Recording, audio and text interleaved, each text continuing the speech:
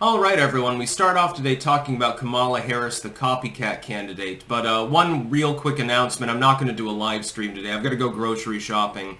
I got a late start, and so I've got other things that I have to do today. I'll be live tomorrow on Friday.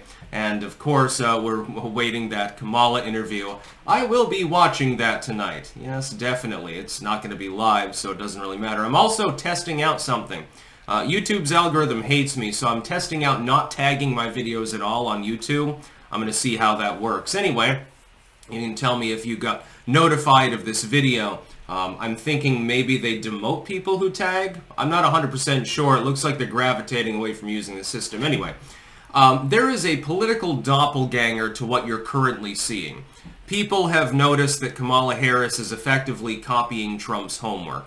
So Trump says, I want to eliminate taxes on tips and keep them away. Kamala Harris then, inexplicably, a week later or so, she comes out and she says that she's in favor of the same thing. Donald Trump comes out and says, well, I want to build a wall, a great big beautiful wall, or bollard fence, or whatever you want to call it, actually guard the border.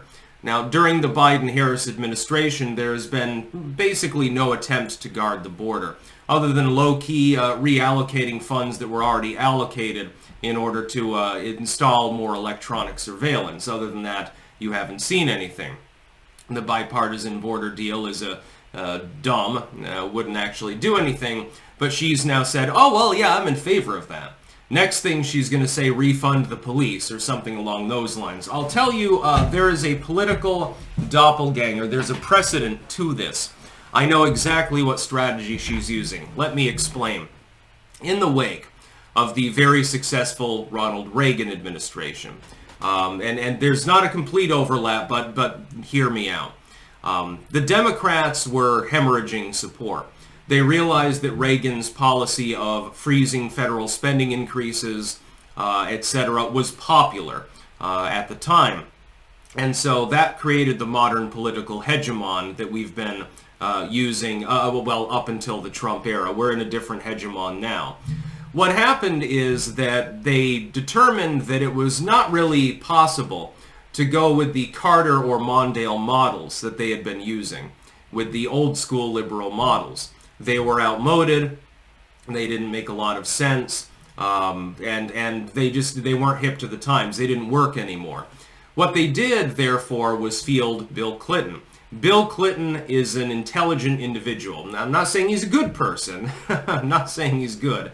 I think that even many liberals would agree with that summation. But he was strategically, he knew what he was doing, and Hillary was really the brains behind the operation, although she waited too long to run and then got shafted by the DNC, by the Obama movement, actually, and so, she was too old and haggard by then. What happened is that Bill Clinton effectively copied Reagan's homework and said, I'm going to do what Reagan did. But I'm going to promise people a little bit more welfare because, times are hard for some people, so I'll absorb more poor voters, and I'll inject a little bit of identity politics into it. And he prevailed. He was successful. He led to that era. The neocon, neolib era starts basically with Herbert Walker, technically speaking.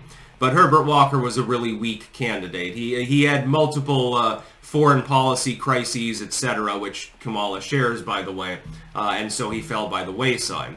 Clinton effectively took Reaganite policies and rebranded them as though they were his own, and it was successful in his case. Kamala is simply attempting to replicate Bill Clinton's strategy. That's all she's trying to do. She realizes that Trump's policies, the core policies that he's putting forth, lower taxes, build the wall, etc., don't defund the police. She realizes that, and this isn't going to be the end-all be-all, through the next 70 days of the campaign, you can expect her to copy more homework. This is obviously her operative strategy. She realizes that his policies are generally popular, so she simply renames them and tries to make it out as though she was the one that thought them up. She's using the Clinton strategy. Now, will this be successful? I have my doubts, and here's why. When Clinton was running, he was running against a very much embattled Herbert Walker Bush. at first, Herbert Walker Bush had higher polls, but then Bill Clinton was well-spoken. He was very coherent. He was younger. He was able to make his point to the public. And so he could steal Reagan's policies that were being championed by Herbert Walker, generally speaking, anyway, and he managed to easily defeat him. With Kamala, it's a little bit different. She's not well-spoken. She's not, optically speaking, Herbert Walker looked old and sort of like outdated compared to the really young Bill Clinton. You don't have that dynamic with Kamala and with Donald Trump. They're going to try to convince you, though, that that dynamic exists because, well, she's 20 years younger and shit like that. Ideologically speaking, though, I think that she's a fish out of water. Again, literally her first interview after over a month of being a campaigner for president, she's finally giving an interview tonight, but it's going to be scripted. They label it unscripted, but it's not. It's a scripted interview. It's going to be edited and chopped to pieces, chopped and screwed again like vipers crack cocaine. This does not show strength. She's no Bill Clinton, in other words. This is the difference. She's using the same strategy, but she has an entirely different skill set. This is why Walz is going to be there at the interview, by the way. You can expect him generally to take the fore. The reason for that is that he is more coherent. He's more able to get his message across. Kamala Harris has a problem with doing this. She breaks down into cackling laughter, or she freezes like a deer in the headlights, Elizabeth Warren style, etc., etc., etc. She's not a very personable, well-spoken individual, which would be a big problem in the current diplomatic crises that the Biden administration has caused, by the way. So I don't think that necessarily the strategy will work. I think there's a reason why she's overlapping so much id poll onto it. And it's not just because, well, I'm a BIPOC female. No. It has nothing to do with that. She's simply adapting a Clintonian strategy for getting elected. That's why she's pretending to move to the center. Do you actually believe in a million years that she would be interested in guarding the southern border? No, of course not. Do you think she's actually interested in bringing broad tax relief to the middle class?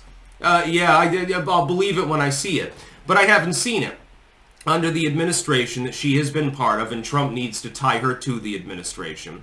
We've seen none of the things that she's now pledging to do. No taxes on tips.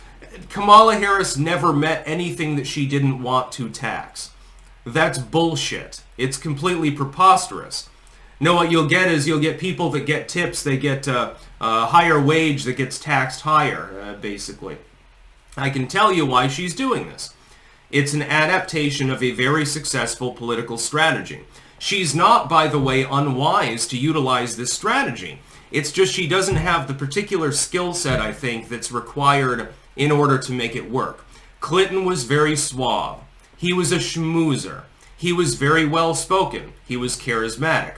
Do any of these things apply to Kamala Harris? Schmoozing? God, Clinton loved the limelight. Any opportunity to be out in public and shake people's hands, he would take. And Hillary was back there glowering at him because usually, he would choose to shake the hands of the pretty young women first, generally speaking. Now, let's put it that way. But you don't have that with Kamala. Instead, you have Hayden Harris. She's the copycat candidate. She's basically trying to pass herself off as the ersatz version of Donald Trump. That's the irony of it. She's realized that the policies in and of themselves are popular, and so pretends to support them. Clinton did during his first term generally. He maintained the Reaganite economic policy. The second term, a little bit different. I wonder why. Could it be because you don't have to worry about running for re-election? Kamala would do the same thing. You probably would see a continuation of certain Trump policies under Kamala Harris, but only for a while. And then if she's reelected, of course, those popular policies have led to a reelection. Now she can abandon them completely and go whole hog. That's the whole goal. It's a Clintonian swindle. That's what you're looking at right now. I've studied political history. Clinton just borrowed Reagan's homework because he was popular. And he realized, if I just do the same thing, pledge the same things, I overlap a little bit of id poll onto it, everyone will vote for me. And it worked. But Kamala's no Bill Clinton. She's just not well spoken enough, I think, to pull it off. That's about all. Peace out.